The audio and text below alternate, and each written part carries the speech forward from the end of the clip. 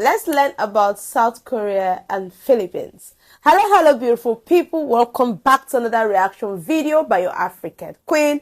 Yes, on this space, I react to top-notch musical videos, trending videos, random videos. I'm very sure you all are going to love it. You might want to do well to stick around by hitting on that subscribe button to be part of this family. And yes, if you love what I do on this space, no pressure, you might want to support me by hitting on that love dollar sign, or you can as well buy me a coffee. Today on our random videos, we're going to be reacting on the reasons why South Korea love Philippines. And yes, we are just here to learn, and you all are going to see my reaction. Let's watch while I react to it. The Philippines and South Korea have one of the most meaningful relationships in all across Asia. And no, it's not because South Korea is a huge investor in the Philippines, as we talked about in previous videos, nor is it because of the big influx of tourism and cultural exchanges, but rather one that dives deep in the two countries' history. You see, bilateral relations between the two were established on the 3rd of March 1949, making the Philippines the 5th country to extend diplomatic relations as a sovereign state for the Republic of Korea. But this is not where things get spicy.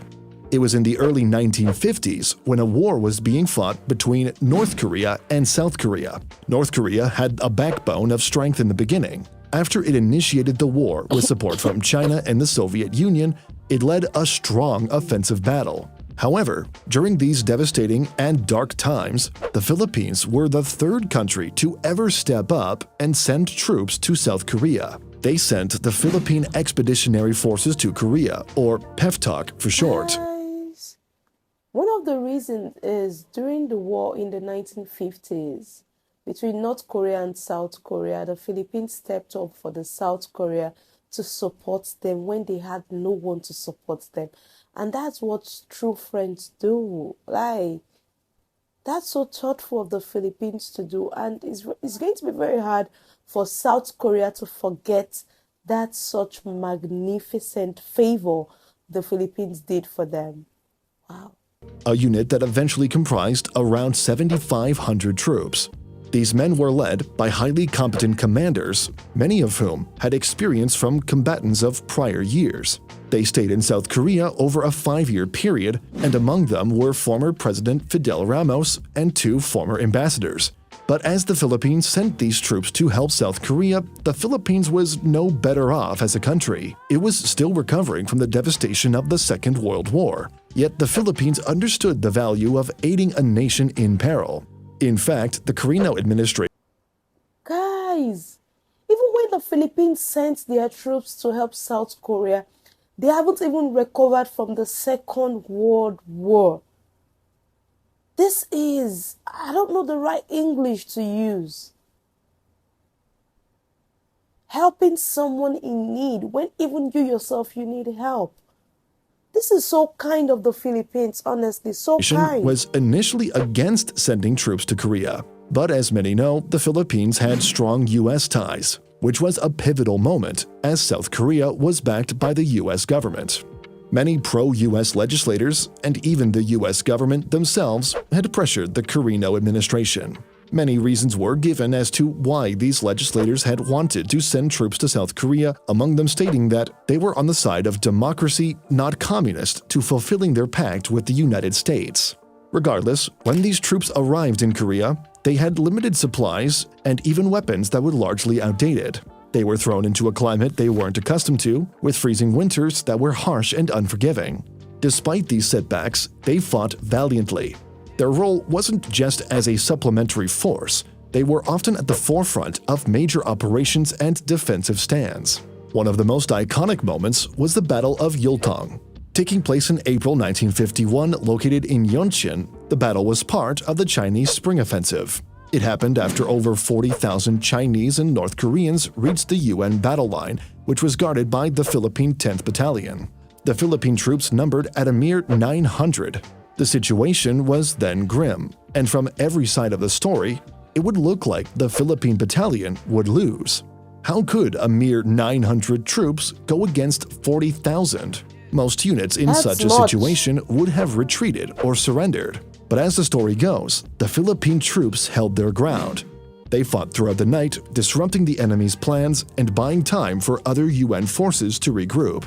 By the end of the fight, the Filipino battalion did not just survive, but it became a monumental point in the war and saved. Imagine 900 to 40,000. Like these 900 Filipino soldiers, they had this zeal that no, we are going to conquer them, and they later won. Like ordinarily, you think that the 40,000 is just going to like crush the 900, but the 900 came out victorious. How? So much zeal and confidence. Countless lives. It was, as many observers stated, a Filipino victory. Another battle, known as the Battle of Hill Erie in May 1952, involving the Philippines' 20th Battalion Combat Team, was faced with a numerically superior enemy again and challenging terrain near Chorwan. The Filipinos displayed remarkable tenacity and strategic skill. Tasked with capturing Hill Erie, a key vantage point, they leveraged their experience from the Battle of Yultong, fortifying positions and planning meticulously. Despite fierce attacks from Chinese and North Korean troops, they successfully defended the hill, showcasing courage and military proficiency. And what's even more remarkable is that the Philippine troops didn't just fight, they also engaged in civil military operations. They assisted the local Korean communities in their areas of deployment, providing medical services and even helping to rebuild schools. It was an early example of winning hearts and minds, a strategy later adopted by military organizations worldwide.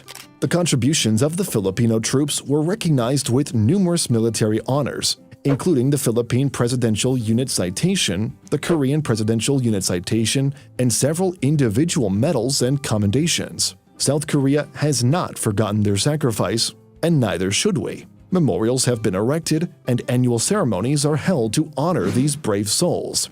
These men returned home as heroes, their deeds becoming an important chapter in the military history of the Philippines and a pivotal part of the legacy of international aid in times of conflict.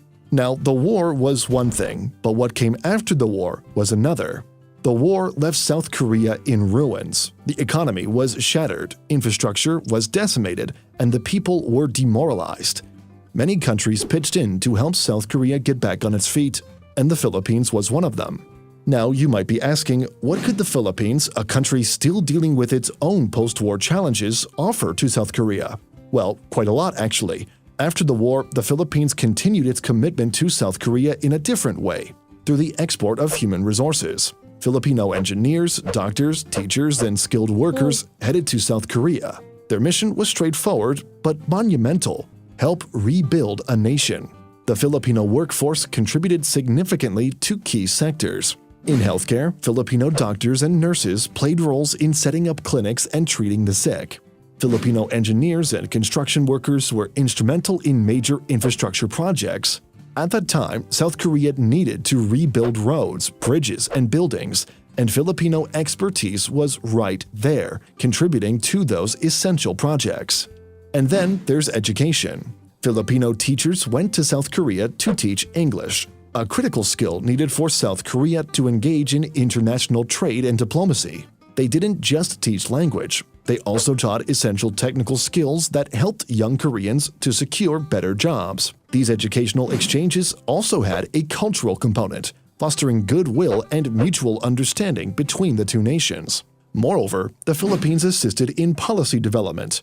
Many may not know this, but Filipino economists and lawmakers were among those consulted during South Korea's economic planning. They shared lessons from the Philippine experience, providing insights into agricultural reform, industrialization, and economic policy. This was collaborative work at its best. It wasn't a one-way street, though. The Philippines gained valuable foreign exchange from the employment of its citizens, and this remittance played a role in stabilizing the Philippine economy during tough times. More importantly, the bilateral relationship established a strong foundation for diplomatic and economic ties that both countries continue to benefit from today. Now, why is all of this important? Well, because the Philippine involvement in South Korea's post-war rebuilding is a sterling example of how international cooperation can bring about astounding results. South Korea went from being a war-torn country to becoming an economic powerhouse, and the Philippines played a role in that transformation. Today, history stands the test of time. South Korea is one of the largest. Guys, can you see the history that we are listening to? Can you hear it? Like, after the war, Philippines, they helped South Korea in their healthcare, in policy development, in education, in giving HR personnel to them. Like, they really needed to support them because they know that these people, they need to like build their roles, build their schools. They had to give out their professionals to them to help them.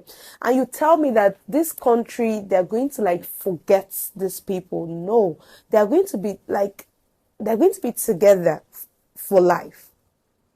They really played a major role. No wonder I'll see Philippines and South Korea. Like, I've seen them talking about South Korea so much, my colleagues, and they've spoken so well about them. And I'm wondering, like, why? Like, I heard that in South Korea, you'll find mostly Philippines there. And I'm beginning to wonder the why. But now I'm beginning to see reasons why it happened this way. And it's not only just the Philippines helping the South Korea. The Philippines, they also gained a lot from them.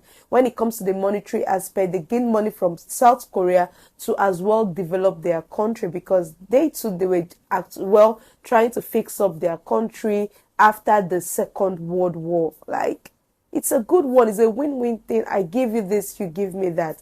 And yeah, having a country that you can rely on when during war they came out all out to support you, when no one was willing to support you, honestly, is a good one. This is the dues that our heroes, their Philippines heroes past, has actually done for their nation. Investors in the Philippines. Koreans as visitors are also amongst the highest in the Philippines. It is well known that Koreans love to visit the Philippines. Some go there for education, while others for leisure. Furthermore, there is also a huge defense relationship between the two. The Philippine Army continues to use some state-of-the-art fighter jets, naval ships, and land force equipment from South Korea. These are evidence of the two's relationship. Last but not least, we must also never forget about the continuous investments in infrastructure from South Korea. The Korean government has been helping push billions of dollars over the course of the two's relationship lifetime in order to help address infrastructure deficits in the Philippines. Now, what stands out from these relationships is that, from time and time again, the help from the Philippines during the Korean War was always being cited. This just shows how appreciative South Koreans are to the Filipinos who helped fight for the birth of South Korea. But anyway, do let us know what you think. Wow. Thanks for watching. They really did well for them. Like, no wonder, like, you know, if you don't get to like see all the stories, you will not know the reason why some countries they are together. Like, they did well for them, and I'm very sure South Korea, they are very much appreciative of what the Philippines have done for them. They said like half of the tourists coming to the Philippines, more they are South Korea. Some of them just come there for leisure, while some come there to get educated, just to school. That's a good one, that they have this bond, they have these ties. If there are more of South Korean and Filipino videos that you would love me to do, kindly let me know in the comment section. Put all your suggestions in the comment section. Like this video, share with whoever cares to listen. If you're new to this page, do not leave without subscribing. Come join this wonderful family. And to all my returning subscribers, thank you all for always coming back to cheer me up. See you all in the next one. Bye.